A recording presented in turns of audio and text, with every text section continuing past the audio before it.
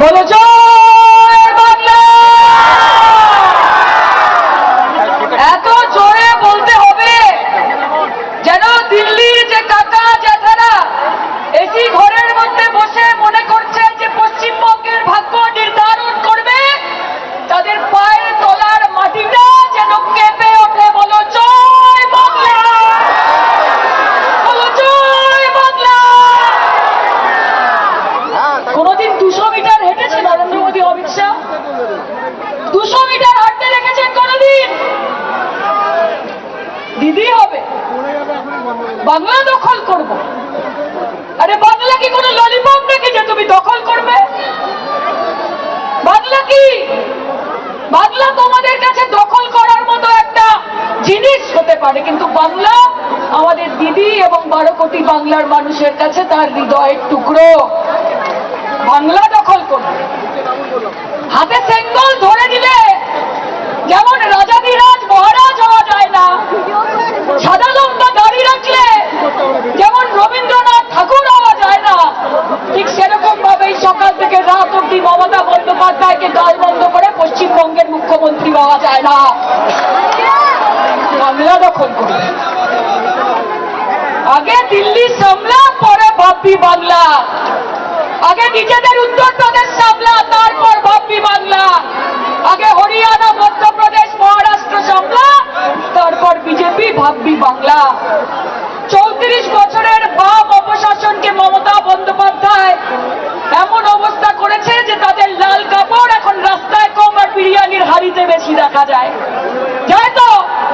কাজে মমতা বন্দ্যোপাধ্যায়ের সঙ্গে পাঙ্গা নেবেন না, কারণ পাঙ্গা নিলে দিদি চাঙ্গা হয়ে যায়।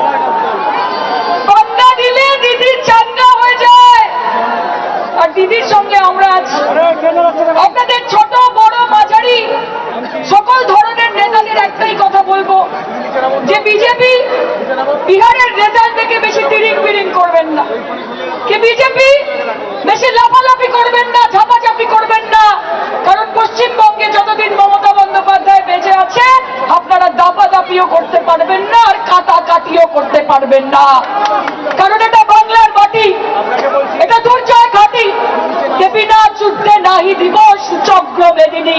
যদি ক্ষমতা থাকে, বুকের পাটা থাকে, মমতা ব্যানার্জির পরে আগে আমাদের সাথে লড়ে দেখাও। কাজে লড়াই করতে হবে বন্ধু। কি করেছে বিজেপি বাংলার মানুষের জন্য? 2 লক্ষ কোটি টাকা আটকে রেখে দিয়েছে, আবাস যোজনার টাকা আটকে রেখে দিয়েছে, ছোট ছোট বাচ্চারা মিড ডে মিলে একটা করে ডিম পেত, সেইটা কাটা আটকে রেখে দিয়েছে, আবাসের টাকা আটকে দিয়েছে, 100 দিনের কাজের টাকা আটকে দিয়েছে, সর্বশিক্ষা মিশনের টাকা আটকে দিয়েছে, কলের টাকা আটকে দিয়েছে, জলের টাকা আটকে দিয়েছে, নলের টাকা আটকে দিয়েছে। তারপর বলে আমরা বাংলা দখল করবো।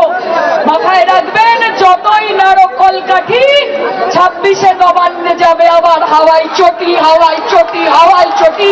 কোন দিল্লির বাবুদের সুট বুট নবান্নর 14 তলা বেয়ে উঠবে না।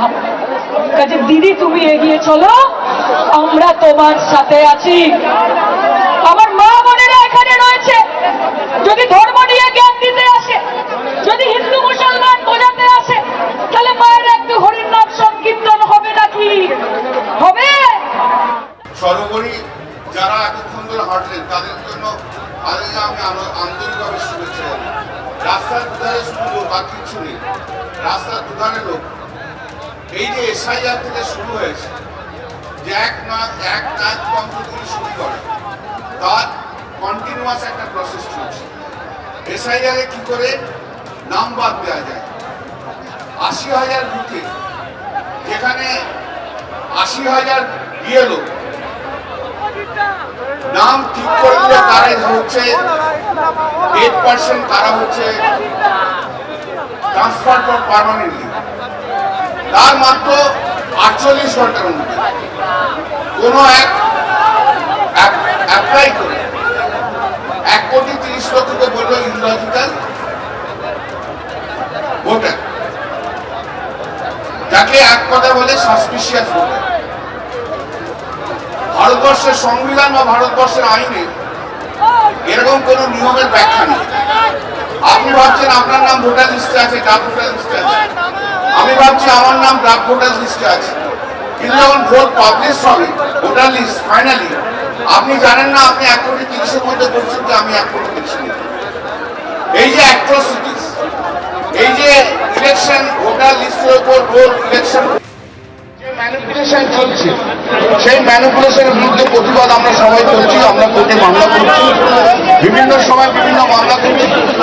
আমাদের ব্যাপারটা হচ্ছে আমাদের লড়াই, যে লড়াই আমরা মমতা বন্দ্যোপাধ্যায়ের নেতৃত্বে আমরা শুরু করেছি গত 3-4 মাস ধরে, যে এসআইআর এর জন্য গোটা তৃণমূল কংগ্রেসটাকে পুরোপুরি মাটির সঙ্গে একদম কাজ করতে প্রভাবিত করেছে।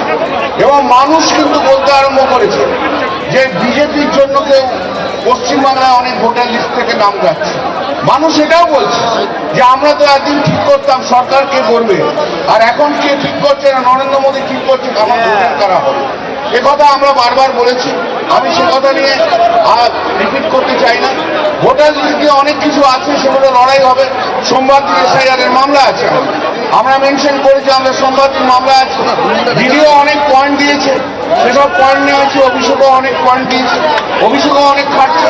দিদি তো 24 ঘন্টায়, মানে রাত্রিবেলা 11টা 11:30 সময় আমি মোদির মেসেজ পাই, এটা এই হয়েছে।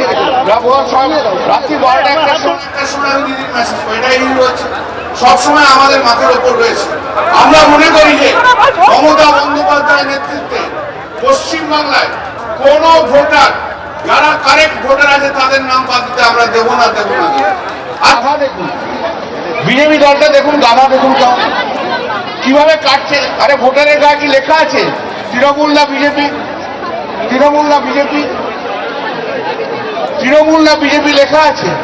অভিষেকের র্যাম্পে দেখেছেন 3 জন হেঁটেছিল, 2জন হিন্দু, 1জন মুসলিম। মুসলিমকে টার্গেট করতে যে হিন্দুদের নাম বাদ দিয়ে দিচ্ছে, মতুয়াদের নাম বাদ দিয়ে দিচ্ছে। আরে ওরকম ভাবে হয় না, কেউ ওরকম ভাবে হয় না, হতে পারে না। আমাদের লড়াই চলবে, আমরা আছি। দিদি আজকে কাল থেকে যে লড়াই শুরু করেছে, আমি একটা জিনিস, দিদি আজকে আমাকে অদ্ভুতভাবে একটা টেক্সট করেছিল, আমি সেখান থেকে বলছি, সেখান থেকে আমি বলছি দিদিকে কোট করে। দিদি একটু পারমিশন নিয়ে আমি বলছি আপনার টেক্সট, যে দলের চেয়ে আমার কাছে বড় কিছু নেই। দলের সম্পত্তি যদি নষ্ট করবে আমি লড়াই করব, সেরকম দরকার হলে আমি মৃত্যুদণ্ড নিতে রাজি আছি, কিন্তু আমার দলের চেয়ে আমার কাছে বড় কিছু নেই, এর চেয়ে বড় কিছু হতে পারে না। আমি শুধু এইটুকু বলে শেষ করছি যে এই যে বিশাল মিছিল দেখলেন অমিত শাহ, আপনি যে বিশাল মিছিল দেখলেন, আপনি তো দেখছেন, এটা কিন্তু ট্রেলারও নয়। আমি একটু বলবো, এটা ট্রেলারও নয়, এটা শুধু সিনেমা হলে লোক ঢুকছে, বুঝতে পারছেন? সিনেমা হলে লোক ঢুকছে। আর ট্রেলার যখন সম্পূর্ণ দেখবেন না, তখন আপনার টাক মাথায় চুল গজিয়ে উঠবে, আপনার কেউ আটকাতে পারে না।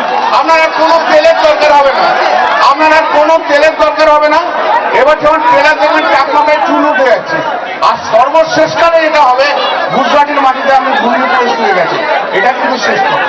আমি বক্তব্য দীর্ঘায়িত করবো না, আরো অনেকে বলবে। দিদি অনেকটাই দেবে। দিদি আপনাকে সেলাম জানাই, অনেক দীর্ঘদিন ধরে রাজনীতি করছি আপনার সঙ্গে। আপনি আমাদের রাজনীতির প্রেরণা, আপনি আমাদের রাজনীতিতে লড়াই করতে শিখেছেন। যখনই কখনো কনফিউশন হয়েছে, হয়তো মনে হয়েছে একটু কনফিউজ, সেই মুহূর্তে কিন্তু আপনি একদম কারেক্ট রাস্তাটা দেখিয়েছেন। আপনাকে আমাদের শ্রদ্ধা জানাই। আমরা অনেক দিন ধরে আপনার জন্য আমরাই অনুপ্রাণিত হয়েছে, তৃণমূল কংগ্রেসের সমস্ত কর্মীরা। আপনি আমাদের অনুপ্রেরণার জায়গা, বাংলার মানুষের ভালোবাসার জায়গা। আপনি এগিয়ে যান, শুধু আপনি এগিয়ে যান, যেভাবে যাবেন আপনি এগিয়ে যান। কোটি কোটি তৃণমূল কংগ্রেস ছাড়ুন, বাংলার মানুষ আপনার সঙ্গে আছে। আর বাংলার মানুষ যখন সঙ্গে আছে, তখন কেউ কিচ্ছু করতে পারবে না। অমিত শাহ আপনি কেন, আপনার কেউ কিচ্ছু করতে পারবে না। আর ওই কাঁথির ওই শার্টটা, ওই কাঁথিতেই নাচবে, আর কিছু করতে পারবে না। জয় হিন্দ, বন্দে মাতরম, মমতা বন্দ্যোপাধ্যায় জিন্দাবাদ। এবিপি আনন্দ, এগিয়ে থাকে, এগিয়ে রাখে।